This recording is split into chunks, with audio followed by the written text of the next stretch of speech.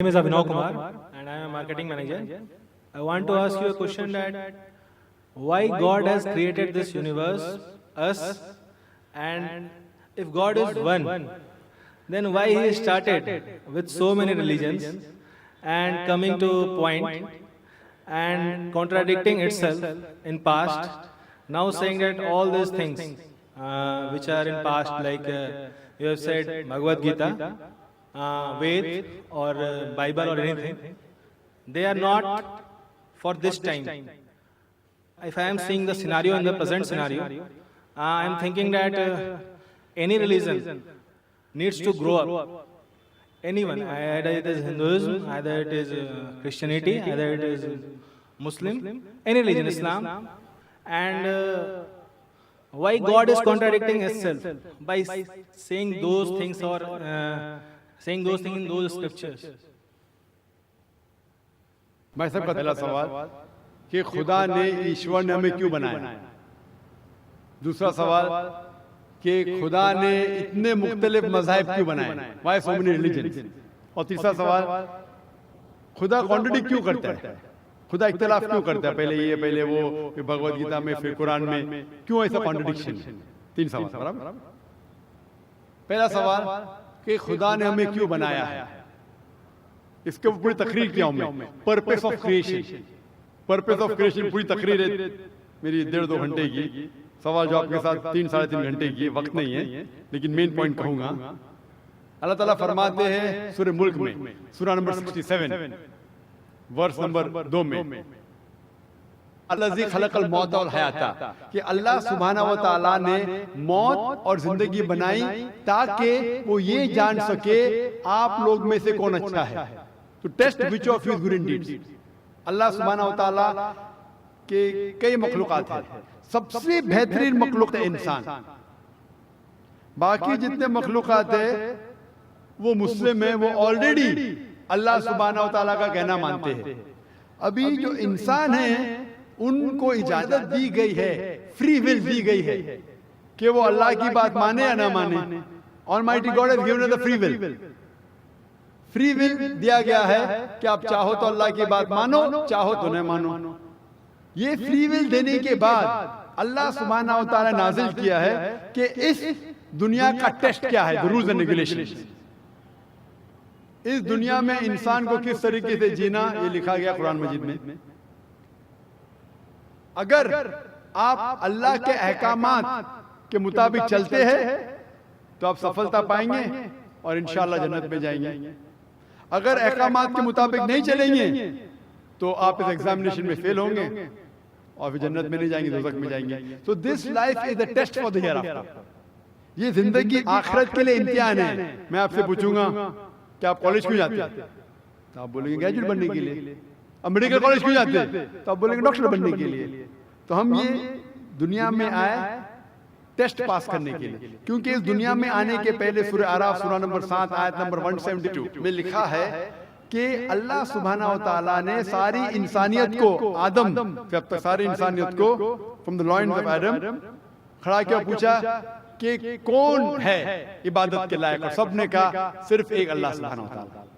फिर अल्लाह ताला ने पूछा कि कौन ये टेस्ट करना चाहता है, तो इंसान हम बेवकूफ थे जो ये टेस्ट करने के लिए आए, क्योंकि बाकी लोग जो पत्थर, पहाड़, जानवर, ये सब मुस्लिम हैं, पर उनके पास चॉइस नहीं है।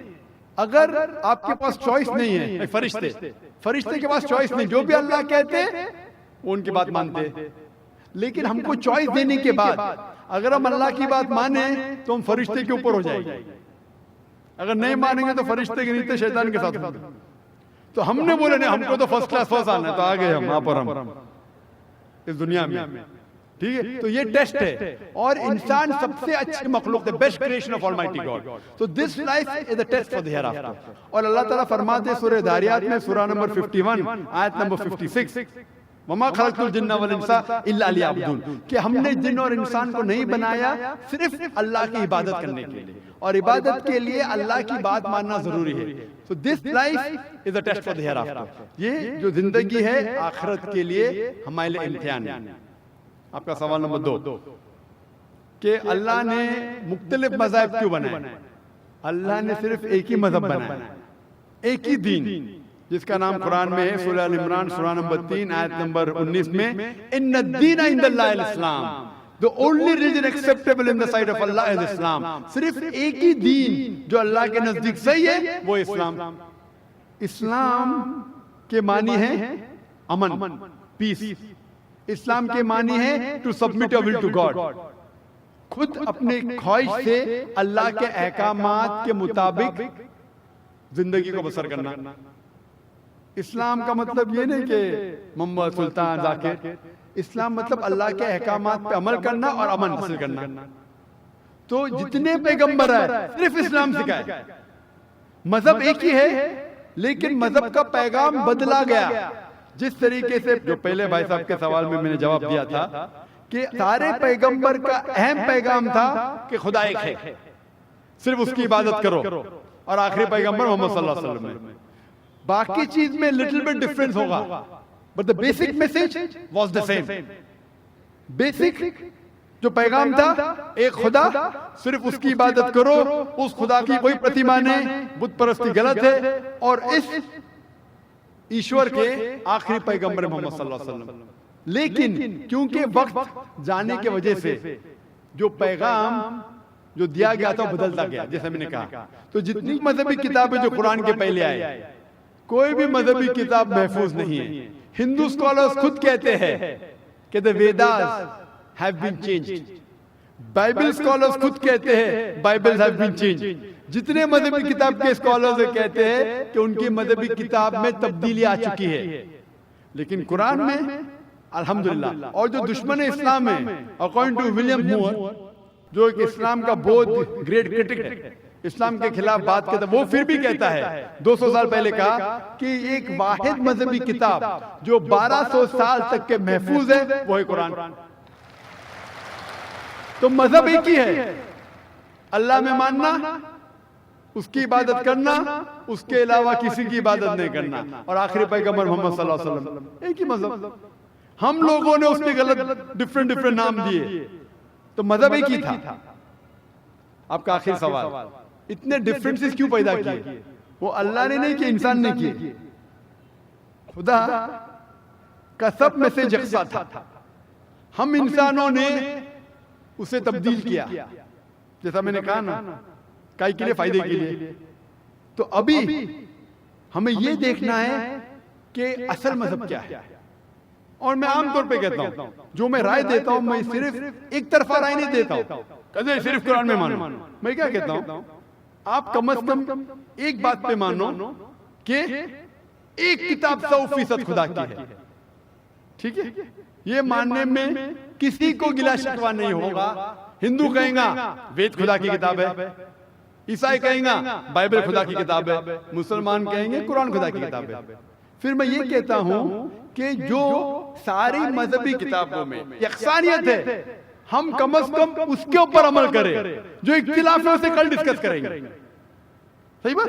जो यकसानियत है, फिर आप कह सकते हैं ये तो वेद और कुरान में है, क्रिश्चियन कहेगा ये बाइबल और कुरान में, मुस्लिम कहेगा कुरान और बाइबल में, कुरान और वेद में। तो ये बात तो 100% खुदा की है। आप इस बात को तस्लीम करते क्या नहीं? जो चीज कॉमन है बाइबल, वेद, कुरान में, वो 100% अल्लाह का कलाम होना चाहिए। बाकी है कहने बात पर डिस्कस करेंगे। तो सारी मजहबी किताबों में लिखा है कि मोहम्मद सल्लल्लाहु अलैहि वसल्लम आखिरी पैगंबर, इख्तिलाफ की बात नहीं है। सारी मजहबी किताबों में लिखा है कि खुदा ईश्वर एक है, कोई इख्तिलाफ की बात नहीं, ना उसकी कोई प्रतिमा है, ना कोई बुत है, उसकी इबादत करना चाहिए। बाकी चीज छोड़ो, कम से कम इसमें तो अमल करो। इस तरीके से मैंने तकरीर की, हिंदू मजहब और इस्लाम में यकसानियत, ईसाई मजहब और इस्लाम में यकसानियत, और साबित किया कि बाइबल में लिखा है शराब हराम है, वेद में लिखा है शराब हराम है, कुरान में लिखा है शराब हराम है, तो शराब मत पियो। हिंदू मजहबी किताब में लिखा है कि औरतों को हिजाब करना चाहिए, बाइबल में लिखा औरतों को हिजाब करना चाहिए, कुरान में लिखा औरतों को हिजाब करना चाहिए, क्यों नहीं हिजाब करते? और इस तरीके से आप हिंदू मदद किताब पढ़ेंगे, लिखा है सूअर का गोश्त खाना हराम है, Vishnu Sutra chapter number 5 verse number 49 में। बाइबल में लिखा है book of Leviticus chapter number 11 verse number 7 and 8, book of Deuteronomy chapter number 14 verse number 8, book of Isaiah chapter number 65 verse number 2 to 5 के सूअर का गोश्त खाना हराम है। कुरान का तो जिक्र कर चुका है, 4 जगह लिखा है हम सूअर का गोश्त नहीं खाते, बाकी लोग खाते ईसाई। इस तरीके से मैं कहता हूं कम से कम यकसानियत पे तो अमल करो, इख्तिलाफी बातें बाद में करेंगे। इख्तिलाफ इंसान ने पैदा किया, इख्तिलाफ पैदा करने के बावजूद फिर भी अल्हम्दुलिल्लाह जितनी भी मजहबी किताबें बदली गई है उसके बावजूद जो अहम अहकामात अब भी मौजूद है। इसीलिए मैं आपसे कहता हूं कि एक खुदा में मानो, ना उसकी कोई प्रतिमा है और ना उसके अलावा किसी की इबादत करो, और आखिरी पैगंबर मोहम्मद सल्लल्लाहु अलैहि वसल्लम में मानो। Hope that answers the question.